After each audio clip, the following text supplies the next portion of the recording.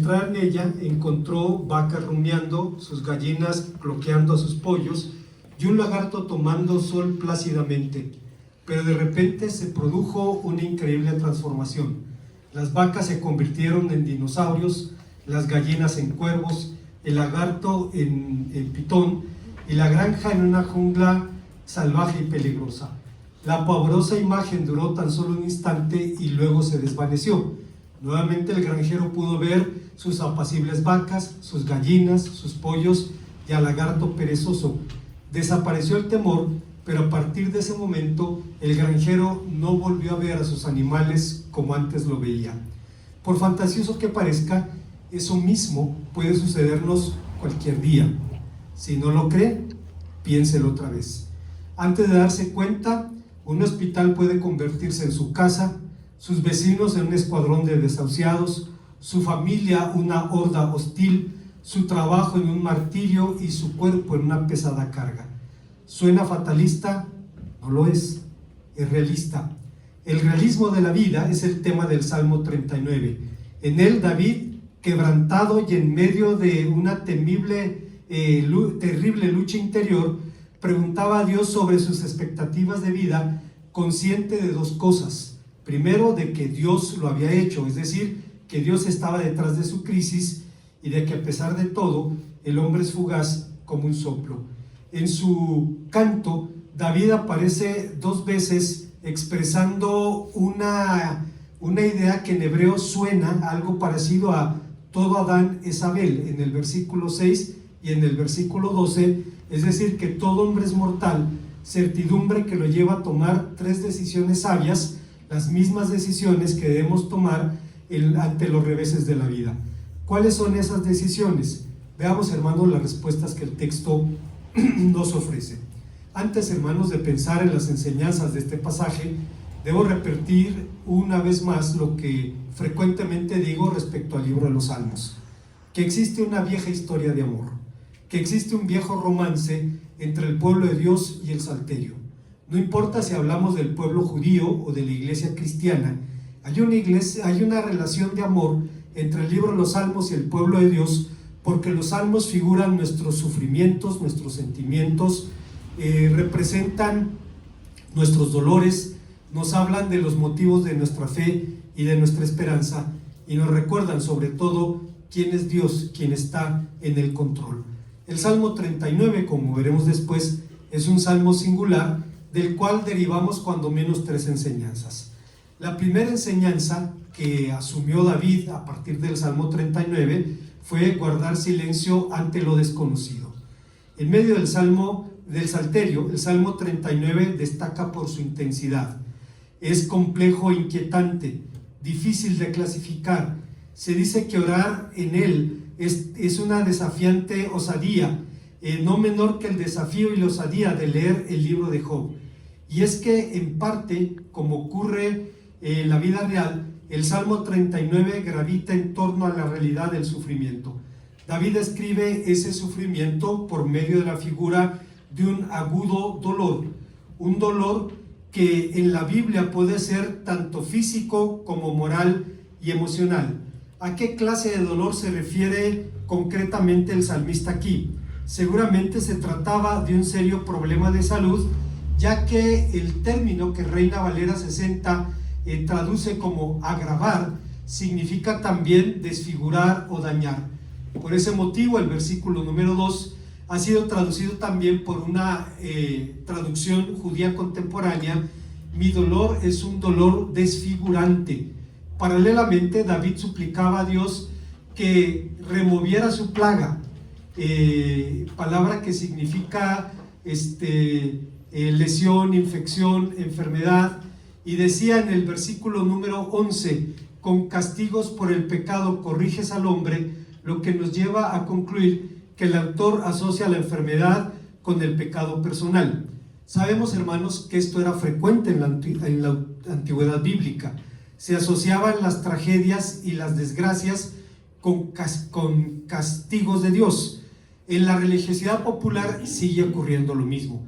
Cuando yo era niño y hacía una travesura y, por ejemplo, me pasaba algo, me decían: lo castigó Dios por andar de travieso. Era la figura de que había una situación, una relación de causa y efecto entre las cosas malas y las malas acciones de los hombres. Aquí, hermanos, parece el salmista asociar la enfermedad con algún pecado personal del que estaba consciente, pero del que no nos provee mayor información. El autor dice que el Señor reprende al hombre enviándole castigos por culpas que ha cometido, en el versículo 12, y así como la polilla devora la ropa, la enfermedad va carcomiendo la hermosura del cuerpo. En esa línea de pensamiento, Carlos Spurgeon decía: el salmista, abatido por la pena y la enfermedad, se ve agobiado por pensamientos de incredulidad que decide ahogar para que no le vengan mayores males por lo expresado. Pero el silencio crea una pena insoportable que exige ser expresada, y lo consigue por medio de la oración, en los versículos 3 al 6, oración que es casi una queja y un suspiro por la muerte, o por lo menos un cuadro desesperanzado por la muerte humana. Carlos Spurgeon escribió esto, y debemos recordar que la última etapa de su vida fue difícil. Debemos recordar que a los 57 años apenas murió, víctima de una nefritis mal diagnosticada. Tenía un problema renal que atendían como un problema de gota, y en los últimos años de su ministerio, Spurgeon se fue a vivir a Francia, donde el clima era mejor que en Londres, tratando de paliar de esa manera sus males. Allí estuvo hasta que murió a los 57 años, y dijo algo muy importante en un libro que escribió en ese tiempo. El libro se llama Cartas desde el Sufrimiento, y dice Spurgeon en la introducción: felizmente para nosotros, nuestra dicha no depende de nuestro entendimiento de la providencia de Dios. Somos capaces de creer lo que no somos capaces de explicar, y nos contentamos con 1000 misterios sin resolver antes que tolerar una sola duda en cuanto a la sabiduría, bondad de nuestro Padre Celestial. Decía Carlos Spurgeon: un creyente es capaz de, dice, su felicidad no depende de su entendimiento de la providencia divina.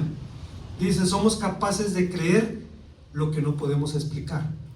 Y él padecía una enfermedad tremendamente dolorosa, y sin embargo decía, prefiero dejar 1000 dudas sin respuesta antes de poner bajo duda el poder, el amor o la bondad de nuestro Dios. Después, su viuda, la hermana Susan Thompson, diría que realmente lo que mató a Spurgeon no fueron sus riñones, sino su corazón. La Iglesia de Inglaterra luchaba contra el liberalismo, esa corriente teológica que dice: hay que desmitologizar la Biblia, hay que sacar de la Biblia todo elemento sobrenatural. Pero si sacas todo elemento sobrenatural de la Biblia, sacas a Dios, ¿y qué te queda? ¿Con qué cuentas para vivir una existencia tan singular como la que vivimos en este mundo? David temía entonces fallar con la lengua, temía hablar contra los misteriosos designios de Dios, contra esos designios que con frecuencia nos turban. No sería el último santo sobrecogido por el temor, turbado por los males del cuerpo o del corazón, los males que lo retiraron y lo mataron a los 57 años. Bueno, Tomás de Kempis, un monje alemán que escribió un librito que se llama La imitación de Cristo. Ese libro era el libro de cabecera de Carlos Spurgeon, de Martín Lutero, de Martin Lloyd-Jones, de Juan Calvino, de los grandes predicadores del pasado. Tomás de Kempis diría: tus juicios, oh Señor, y era uno de los hombres, que mejor conocía el corazón de Cristo en la Edad Media. Él escribió este libro y no le puso su nombre. Y cuando él murió, fue encontrado el manuscrito, y la pregunta fue, el libro impactó: ¿quién pudo escribir esto? Tomás de Kempis. Él era amanuense, copiaba la Biblia a mano, lo hizo unas 14 veces, si mal no recuerdo, y la conocía perfectamente. Un hombre así, un hombre cercano al corazón de Dios, un hombre conocedor de Jesucristo, diría: tus juicios, oh Señor, me aterran como un espantoso trueno, estremeciéndose todos mis huesos penetrados de temor y de temblor, y mi alma queda despavorida. Estoy atónito, pues los cielos no son limpios delante de tu presencia. Si en tus ángeles hallaste maldad y no los perdonaste, ¿qué será de mí? Sin embargo, al menos David tenía dos cosas claras. Tenía claro cuál era el fundamento de su vida. Sabía quién era la roca en la que sustentaba su existencia, y por esa razón decidió guardar silencio. El silencio puede ser valioso. La Biblia dice que hasta el necio puede parecer inteligente cuando cierra la boca. Proverbios 17:28. Por eso se dice que hay cuando menos 7 clases de silencios: el silencio estoico, el silencio diplomático, el silencio necio, el silencio hosco, el silencio forzado, el silencio del desánimo y el silencio santo y prudente. El doctor, el esposo de Mayra, el doctor Elizondo, me dijo: falta una clase de silencio. Dice, es el silencio de tu mujer cuando está enojada contigo. Dice, y no te quiere contestar. Yo creo que sí, le faltó esa clase de silencio. David optó por este último, por el silencio santo y prudente, porque es claro que Dios no necesita oír nuestras palabras para conocer nuestros pensamientos. Él conoce nuestro corazón. Así que David simplemente decidió no contender con él. David no sabía cuántos palmos durarían sus vidas, versículo 4. No sabía ni cómo ni cuándo llegaría a su fin, y tampoco las razones de su prueba. Lo que evidentemente sabía, y más nos vale a nosotros aprenderlo más temprano que tarde, es que el Señor nunca se va a esforzar para explicarnos su punto de vista. Nos invita a colocarnos de su lado para que veamos las cosas desde su punto de vista. Hay una pregunta que no le podemos hacer a Dios. No le podemos preguntar ¿por qué? Porque Dios no le va a responder esa pregunta. Nos va a invitar a que nos pongamos de su lado para que veamos las cosas desde su perspectiva, desde su propio punto de vista. Esto sucedía con el salmista. Él pudo, el punto de vista de Dios demuestra nuestra fragilidad, nuestra necesidad de Él. Antes, los inescrutables designios de Dios, Martin Lloyd-Jones, un predicador británico del siglo pasado, reconocía la importancia de la mesura. Recordemos que el autor del Salmo 16 nos dice algo importante. Confesó honestamente: dije en mi apresuramiento, todo hombre es mentiroso. Confiesa que lo dijo apresuradamente, que fue una equivocación. Este hombre descubrió, a punto de resbalar, la importancia de no apresurarnos para hablar. Está mal que un cristiano hable y actúe impulsivamente. Si lo queremos en la lengua del Nuevo Testamento, lo encontramos en la carta de Santiago, donde dice: todo hombre sea pronto para oír, tardo para hablar, tardo para airarse. ¿Cuál es la razón por la que Dios nos dio dos orejas y una boca? Imagínese usted si nos hubiera dado 2 bocas y una sola oreja. Imagínese usted cómo sería el mundo. Nos llama a escuchar más de lo que hablamos. Recuerdo hace unos años un hermano atribulado, una crisis que parece continua en su vida. Se acercó a mí, estábamos hablando, y de pronto empezó a hablar con mucha aspereza de Dios, de por qué lo trataba así. Y yo le dije: hermano, ¿sabe qué? Mire, necesitamos terminar esta plática, porque usted puede decir cosas de las que después se arrepienta. Mejor vamos a dejarle aquí, volvemos en otro momento a platicar, para que usted se calme y no diga algo que después se va a arrepentir. A la siguiente semana regresó y me dice: hermano pastor, tiene razón, perdóneme. No, o sea, conmigo no tiene problema, yo lo entiendo. Digo, pero podemos decir cosas de las que después nos arrepentimos. Así es que mejor dice: no, yo estoy consciente de eso y ya le pedí perdón a nuestro Dios. Es evidente que necesitamos mesura, especialmente cuando escuchamos opiniones que polarizan nuestra realidad. Hace tiempo escuchaba en el banco a dos ancianos discutiendo sobre la conspiración del nuevo orden mundial. Uno se burlaba de las ideas del otro hasta que a gritos llegaron a la conclusión de que cada quien quisiera lo que creyera lo que quisiera. Pues por ahí hubieran empezado, hombre. Se gritonearon, se dijeron, y pues tú sigue creyendo lo que quieras. Pues sí, o sea, no necesitas darme permiso. Y al final se despidieron enfadados, conscientes de que seguían teniendo la razón. En el tiempo de la pandemia, hermanos, en alguna ocasión viajé con un taxista que no llevaba cubreboca y me dice, esa conspiración del COVID, nos quieren encerrar, nos quieren...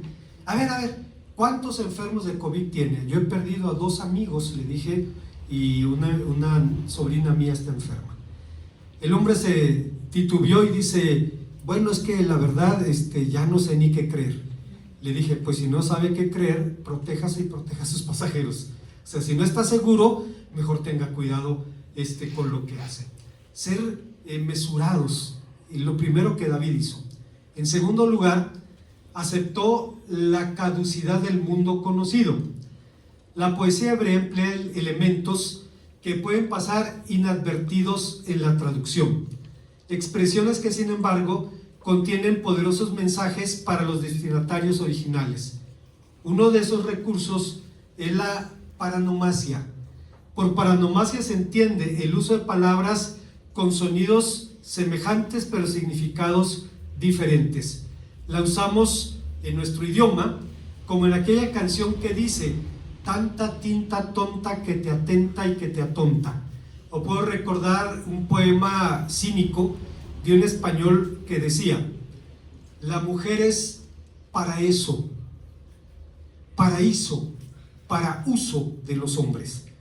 Para ese hombre, las mujeres servían para una sola cosa. Y usaba la paranomasia para expresar una idea perversa, ¿no?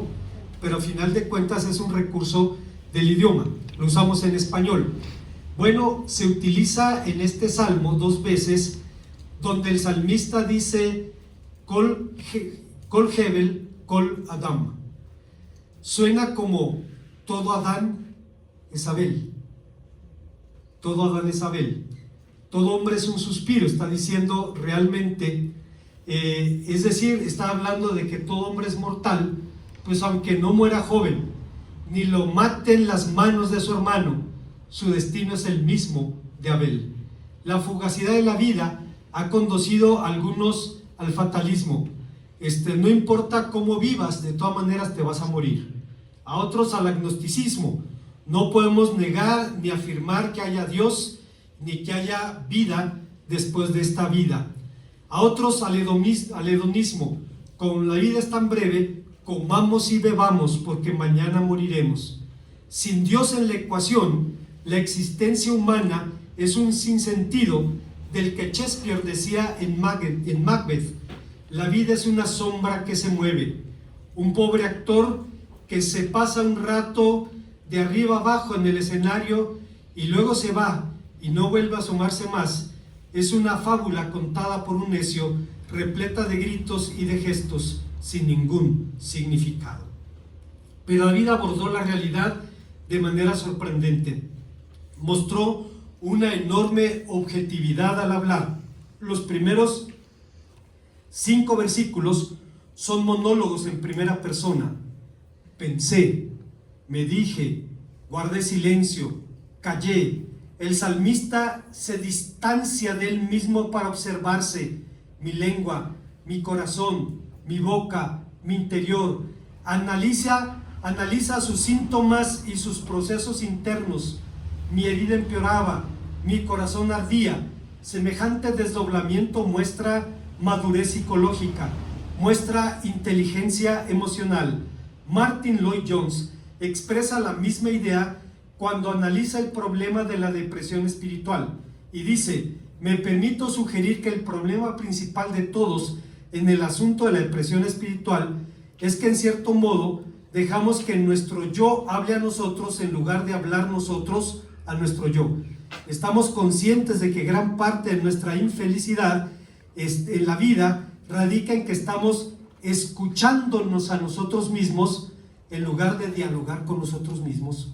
Estamos dejando que nuestra carne nos hable, en vez de hablarle a nuestra carne. Tenemos que hacernos cargo de nosotros. Tenemos que dialogar con nosotros mismos, predicarnos a nosotros mismos, cuestionarnos a nosotros mismos. ¿Por qué voy a inquietarme? ¿Qué motivos tengo para perturbarme? Tenemos que volver nuestros ojos a nosotros mismos y reconvenirnos, condenarnos, exhortarnos, y en vez de murmurar, decirnos a nosotros mismos: en Dios pondré mi esperanza. Este autor, hermanos, que fue un predicador, he hablado muchas veces de él. Era un médico, formaba parte del cuerpo médico de la reina Isabel II, y dejó su carrera de medicina para hacerse pastor. Él cambió de trabajo, pero no de patrona. Dios permitió que dejara de ser el doctor de la reina para ser el pastor de la reina. Lo llamaron a Westminster a predicar, y predicó una serie de sermones sobre la depresión espiritual. Cuando predicó el primer sermón, basado en el Salmo 42, se presentó al terminar delante de él un australiano que le dijo: pastor, he viajado 12,000 kilómetros para venir esta mañana a escuchar esa palabra. Yo necesitaba escuchar eso. Dice: Dios me trajo de 12,000 kilómetros esta mañana para escuchar la respuesta que Dios tiene para mí. Y el hombre se manifestaba agradecido y gozoso. ¿Duda usted, hermano, hermana, que el mundo que conocemos puede caducar? Más vale que no lo dude. Recuerdo en el tiempo de la pandemia, de un escritor, un periodista español, Martín Caparrós, que escribe para el New York Times, que decía, dice, hablando de la nueva normalidad en ese tiempo, dice: nunca pensé escribir las palabras, pero ahí van. He aprendido a ser conservador. Todavía me niego, todavía no digo que lo sea, pero que tras huirle como una peste toda mi vida, ahora entiendo cómo podría serlo. Me ataca lenta, abrumadoramente la conciencia de que ya no vamos a vivir como vivíamos. Llevo días y días extrañando la vida que creo que perdí. Días y días pensando en las cosas que me gustaban de mi vida antes del virus. La seguridad que seguramente no volverán. Los viajes, la felicidad de mezclarse con gentes, con personas en el mercado, en estadios o en manifestaciones, los encuentros convencionales, inesperados, el calor de un abrazo. Días y días lamentando su desaparición tan probable, días y días imaginando cómo sería recuperarlos. Pero volviendo a nuestro texto, una vez más el salmista manifiesta madurez psicológica. Guarda silencio primero y suplica después. Sin Dios la vida humana tiene horizontes muy estrechos. Fue el silencio del salmista lo que lo llevó finalmente a expresar sus ideas mediante la oración. Spurgeon decía: ahora la meditación es un auxiliar de la oración. La meditación es el aceite de la lámpara. La lámpara de la oración se apagará si no está sostenida por algo como la meditación.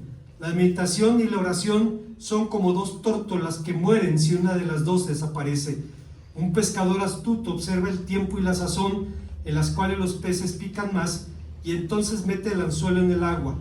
Cuando el corazón está preparado, está calentado por la meditación, es el mejor momento para echar la caña de la oración y pescar misericordia.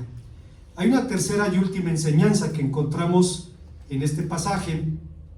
Estamos hablando de este salmo en el que el salmista dice: todo Adán es Abel, y nos recuerda, hermanos,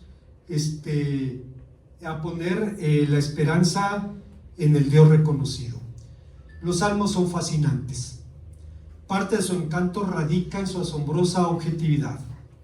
Martin Lloyd-Jones decía: hay varios aspectos en los salmos que nos pueden interesar. Lo que quisiera mencionar en especial es la notoria honestidad de los hombres que dicen la verdad acerca de ellos mismos. No hallo nada más desalentador en la vida cristiana que encontrarme con aquellos que dan la impresión de vivir siempre en la cumbre de la montaña. No encontramos eso en la Biblia. La Biblia nos enseña que esos hombres sabían lo que era estar abatidos y en graves problemas. Muchos santos en sus peregrinajes por esta tierra han dado gracias a Dios por la honestidad de aquellos que escribieron los salmos. No escribieron enseñanzas utópicas y que no hayan sido realidad en sus propias vidas. Las doctrinas perfeccionistas jamás son verdaderas, no se dan ni en sus propias vidas, aunque las enseñen, pues ellos también son criaturas falibles como nosotros. Proclaman las teorías de sus doctrinas, pero no son ciertas ni siquiera en su propia existencia. Gracias a Dios, los salmistas no hicieron eso. Recuerdo un predicador que saludó a su congregación y les preguntó: ¿cómo están? Y la iglesia le respondió: bien. Y entonces invirtió media hora antes del sermón para convencerlos de que decir estoy bien no es la respuesta correcta.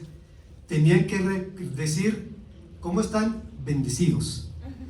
Y media hora convenciéndolos, y al final volvió a preguntar: ¿cómo están? Bendecidos. Ok, vamos a empezar el sermón. Hermanos, eso es aculturación, ¿no? Tomar valores, estándares, conceptos, expresiones de una cultura religiosa. No dice nada de tu fe, no dice nada de la realidad de tu vida cristiana. Decía Martin Lloyd-Jones: los que dan la impresión de vivir en la cumbre de la montaña se predican fantasías que no son realidad en sus vidas, porque también son falibles. Recuerdo a un televangelista de los Estados Unidos que predicaba la prosperidad, entre otras cosas, y un día se atrevió a decir que cuando usted evangeliza a alguien, no le diga que es pecador. No se lo vaya a decir, porque ofende su autoestima, y un hombre con autoestima dañada pues no puede encontrar la gracia de Jesucristo. Después John MacArthur diría: eso equivale a mandar a los hombres a la condenación con la autoestima bien elevada.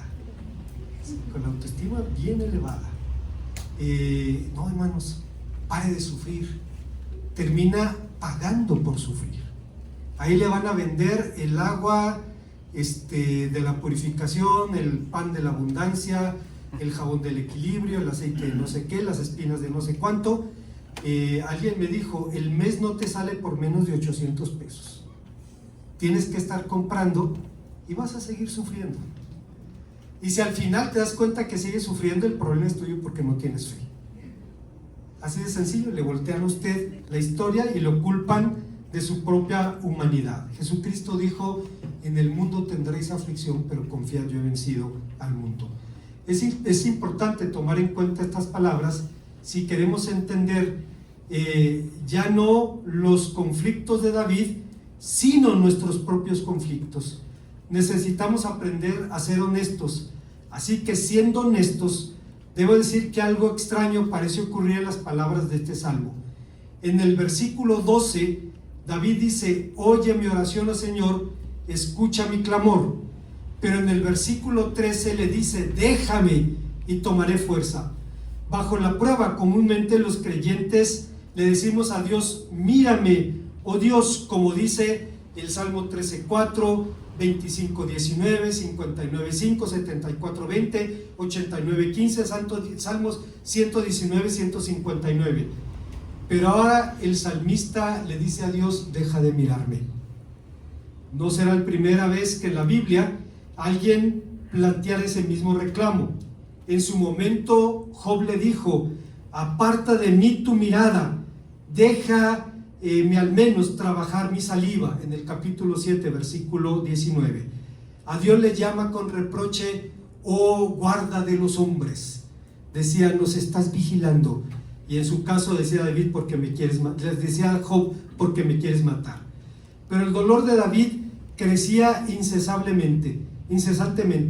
Bajo el impulso de su desesperación, rompe silencio que se había autoimpuesto en el versículo 4, desde una vida que vacilaba como la flama de una vela, Desde una existencia humanamente hablando que lucía vacía y sin sentido, el salmista lucha por la esperanza. Pero es claro que David no sería el último mortal en sentirse así. Los cristianos solemos presumir la revelación que hemos recibido como superior a los hombres de la antigüedad, y podemos decir que bíblicamente es correcto, pero eso no nos hace mejores ni nos hace inmunes al dolor. Incluso un cristiano de convicciones sólidas como Juan Calvino, en su comentario a la epístola a los Hebreos, diría: se nos promete la vida eterna, pero se nos promete a nosotros los muertos. Se nos anuncia una resurrección bienaventurada, pero entre tanto estamos rodeados de podredumbre. Se nos llama justos y sin embargo el pecado habita en nosotros. Oímos hablar de una bienaventuranza inefable y en tanto nos encontramos rodeados de una miseria absoluta. Se nos promete superabundancia de toda clase de bienes, pero solo somos ricos en hambre y en sed. ¿Qué sería de nosotros si no nos apoyásemos en la esperanza? La esperanza es fuente de esa atrevida seguridad que ha sostenido a los creyentes a lo largo de los siglos. Lo vemos en Jeremías, en la hora más oscura de su vida, en el libro más amargo de la Biblia, en el libro de las Lamentaciones dice: yo soy el hombre que ha visto la aflicción bajo el látigo de su enojo. Me guió y me llevó a las tinieblas y no en luz, y ciertamente contra mí revolvió su mano todo el día. Pero luego sigue diciendo: pero por la misericordia del Señor no hemos sido consumidos, porque nunca decayeron sus misericordias. Nuevas son cada mañana, grande es tu fidelidad. Mi porción es el Señor, dijo mi alma, y por tanto en Él esperaré. Bueno es el Señor a los que esperan, al alma que le buscan. Así que en el Salmo 39, David pide a Dios que intervenga, le pide una respuesta, extiende su mano hacia la única esperanza que puede vislumbrar, diciendo: ahora, Señor, ¿qué esperaré? Mi esperanza está en ti. Ahora deploraba su suerte, pero después se alegraría con ese gozo al que Karl Barth llamaba el obstinado sin embargo. Podemos pasar por días difíciles, sin embargo, Dios sigue en el control. Puedo estar atribulado, con incertidumbre, con dolor, sin embargo, Dios sigue siendo rey, sigue estando en el control. Es verdad que de un momento a otro, la vida que conocemos puede transformarse en la aterradora granja del granjero, pero sabemos que por un momento será su ira, pero su favor dura toda la vida. Por la noche durará el lloro, más a la mañana vendrá la alegría. Como conclusión, podemos decir con toda seguridad que en este salmo David es más realista que sus intérpretes. Nunca presumió vivir en la cumbre de la montaña. Jamás se creyó en los cuernos de la luna. Lejos de eso, parece terminar el salmo, como alguien dijo, con un tono trágico que desemboca no en una esperanza luminosa, sino en una resignación minimalista. Por lo anterior, si existe un contexto en los salmos en el que la esperanza cristiana en la resurrección es relevante, podría ser este, aunque seguramente el salmista no pensaba aquí en la eternidad. El primer autor cristiano que captó esa sutileza fue Cirilo de Alejandría, un obispo controversial, quien dijo: al fin pide que cesen los dolores y la tristeza, no para que llegue la felicidad perfecta que no es de este tiempo presente, más bien pide alivio y consuelo para esta vida breve que pasamos como forasteros y peregrinos. De tal condición nos engendraron nuestros padres, sometidos al pecado, y por el pecado asediados de aflicciones, y por causa de Adán conducidos a morir. Pues bien, antes de que sucumbamos, pidamos que nos conceda un descanso de nuestros trabajos. Lo que el salmista estaba diciendo es lo que en alguna ocasión vimos en un lugar, no recuerdo su nombre ahorita, donde atienden a niños con cáncer. El coro de la iglesia fue a cantar, estuvimos allí y pasamos por el espacio, y en algún momento le estaban dando un tratamiento a un niño. Le estaban poniendo evidentemente una sustancia dolorosa, y el niño, a mí me asombra la resiliencia de los niños. Dice: voy a cerrar los ojos y cuando te haga así, le paras. Y empezaron a inyectarle líquido y la criatura le cambió la cara, y en algún momento hizo el alto y dice: no, dame tantito tiempo nada más. Ya le suspendieron la transfusión de líquido y ok, otra vez, y ahí van otra vez. Lo que el salmista está pidiendo aquí es eso: Señor, yo acepto tu voluntad, nada más dame un tiempito, dame un descanso, permíteme recordar que tú sigues en el control. Pero el Salmo 39 no termina con un grito de victoria o una declaración de esperanza. Después de leerlo cuidadosamente, podemos sentirnos tentados a preguntar: ¿por qué no terminó en el versículo 7? ¿Por qué no finaliza como los otros salmos con una declaración de victoria? Pero creo que atrevernos a sugerir a David una conclusión diferente es actuar como los consoladores molestos amigos de Job en el capítulo 16, versículo 2 de ese libro, como esos ilusos que pretenden ignorar los actos de Dios y sus designios, que para nosotros son simplemente inescrutables. Lo finito no puede penetrar lo infinito, y tratan de defender el honor de Dios, fantaseando y mintiendo sobre sus propósitos. Cuando alguna persona sufre una pérdida familiar, por ejemplo, su madre, su hijo, hay quien le dice, resignación porque Dios se lo llevó porque lo necesita. A ver, ¿a quién se le ocurrió semejante estupidez? ¿Quién dice que Dios necesita algo? Dios es Dios, Dios no necesita nada. Yo entiendo la buena intención, yo entiendo el afán de consolar, pero el consuelo verdadero solo puede venir de Dios, solo puede venir del Espíritu Santo, solo puede ayudarnos a procesar nuestros dolores, de los que Blas Pascal decía: el corazón tiene razones que la razón desconoce. Acá lo racionalizamos, acá no. No, pues estaba grande, estaba enfermo, estaba enferma, tenía que morir, fue mejor. O sea, uno lo racionaliza acá. Acá es otra historia. Y de cuando en cuando ocurren cosas interesantes. Mi esposa sueña todos los días. Yo me acuerdo de mis sueños una vez al año. Yo me acuesto para dormir, no para soñar. Y mi suegra recuerda todos los días.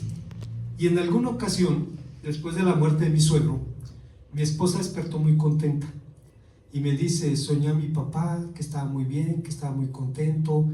Dice, y en eso desperté y me siento muy feliz. Y platicamos con la hermana Ciela García, que era doctora en psicología, y dice, es que Dios te permite de pronto cerrar el círculo. Dice, ¡pum!, se cierra el círculo y uno deja ir. Otra vez, la cabeza lo hace, el corazón no. Pero en algún momento, hermanos, Dios nos permite llegar a ese punto de reconciliarnos con la voluntad de nuestro Dios. Dios no necesita nada, Dios es Dios. Desear una conclusión diferente a este salmo es pretender corregir la palabra al Espíritu Santo, es decirle que su palabra es impertinente. En síntesis, ¿qué aprendemos de un salmo tan singular? Creo que nos enseña a tomar decisiones ante la adversidad. Creo que esas decisiones que David tomó, las mismas que usted y yo tenemos que tomar en nuestro momento, se resumen en la plegaria de la serenidad del reverendo Reinhold Niebuhr. Tal vez usted lo ha escuchado en AA o en grupos de ayuda mutua. Dios, concédeme la serenidad para aceptar las cosas que no puedo cambiar. El valor para cambiar las cosas que sí puedo y la sabiduría para conocer la diferencia, viviendo un día a la vez, disfrutando un momento a la vez, aceptando la adversidad como un camino hacia la paz, pidiendo como lo hizo Cristo en este mundo pecador tal como es y no como me gustaría que fuera, creyendo que tú harás que todas las cosas estén bien si me entrego a tu voluntad, de manera que pueda llegar a ser razonablemente feliz en esta vida e increíblemente feliz contigo en la eternidad. En este mundo